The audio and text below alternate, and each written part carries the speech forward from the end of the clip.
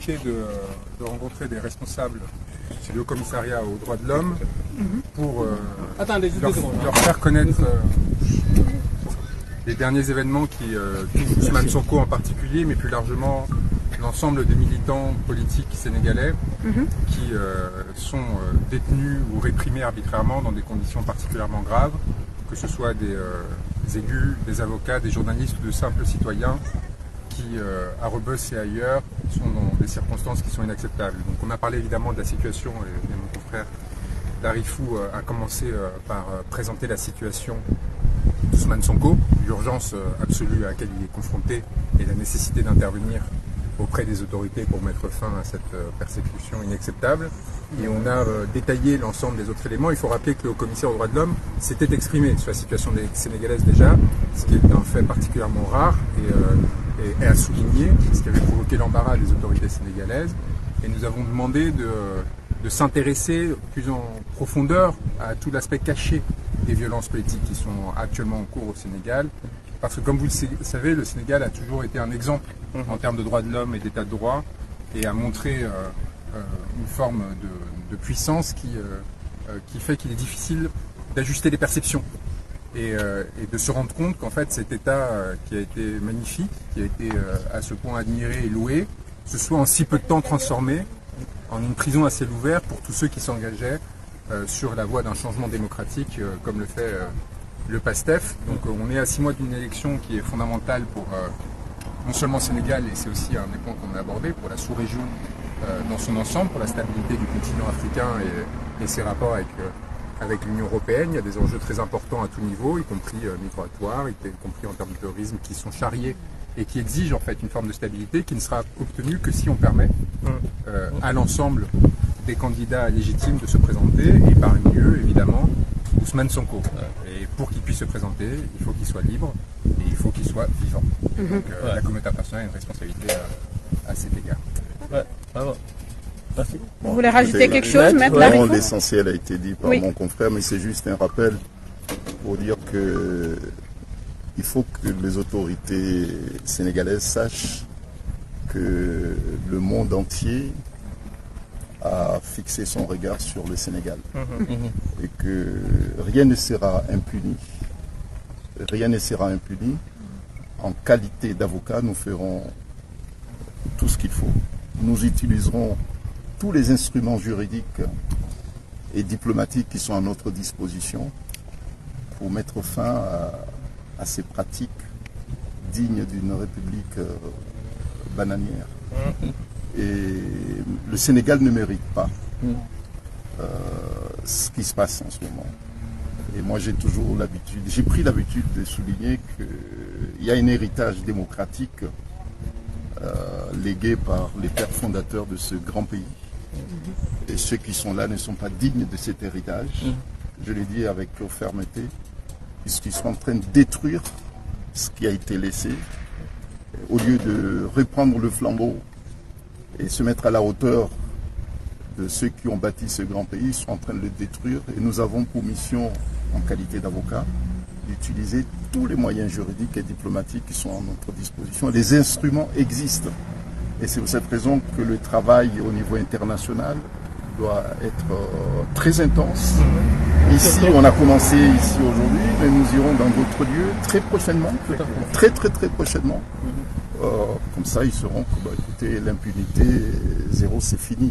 C'est fini. Bon, donc, nous savons que les organes, je l'ai dit avec fermeté, les organes judiciaires, les organes exécutifs et militaires de l'État de Sénégal sont devenus des instruments de répression. Et ça, c'est inacceptable. Et l'État de Sénégal assumera ses responsabilités. Et bon, nous sommes là pour activer justement tous les mécanismes juridiques et diplomatiques pour que cela soit une réalité et très prochainement. Inch'Allah. Inch'Allah. Merci beaucoup. En tout cas, merci beaucoup. Merci beaucoup. Monsieur le député. On va peut-être parler en Wolof pour Sénégalais du Deglo, parce que les avocats ont fait un plaidoyer en français.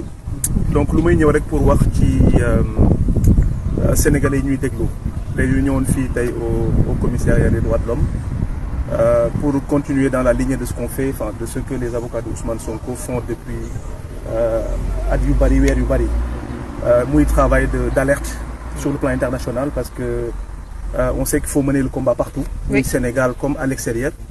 Ñu ñëwoon tey pour dénoncer vraiment les conditions scandaleuses yi nga xam ne quelque chose d'inédit loo xam ne mosuñu ko gis Sénégal. bu ñu demee bay compter les prisonniers par milliers. 1500 mais ne serait-ce que chez nous Pastef ñu ngi dénombré pratiquement 1062 prisonniers mu nekk situation boo xam ne bu catastrophique pour l'image du Sénégal. L'image du Sénégal qui a été plus que balafrée. mu nekk rek loo xam ne mënul continuer dolli ci ki nga xam ne mooy le principal opposant Macky Sall ki nga xam ne Sénégalais yëpp jàpp surtout ndaw ñi jàpp nañ ne moo war a yor réew mi en 2024 là on était d'user des moyens yoo xam ne moyens yu illégaux pour empêcher ko mu nekk candidat moo tax ñu ñëwoon tey mettre sur la table et les conditions de détention yi nga xam ne jàpp nañ ne lu arbitraire la jaarul ci yoon bu président Ousmane Sonko avec alerte boo xam ne aussi bu forte par rapport ak grève de faim bi nga xam ne jàpp nañ ne tey il est à son 20e jour xam nañ ne li ci topp peut-être que dina indi Sénégal ci ay guute yoo xam ne xam nañ fu muy commencer mais xamuñu fu muy yem. Donc comme li tubaab di wax mieux vaut prévenir que guérir. On a préféré ñëw fépp foo xam ne mën nañ fa alerter. ñu alerter avant que l'irréparable se produise parce que Sénégal dina dugg ci guute yoo xam ne kenn du xam te ñaan ñu ko yàlla. moo tax comme ni ko les avocats waxee ce travail là commencé nañ ko continuer ba ñu xam ne Sénégal dina nekk l'état de droit bi nga xam ne moom lañ ko xamee depuis toujours.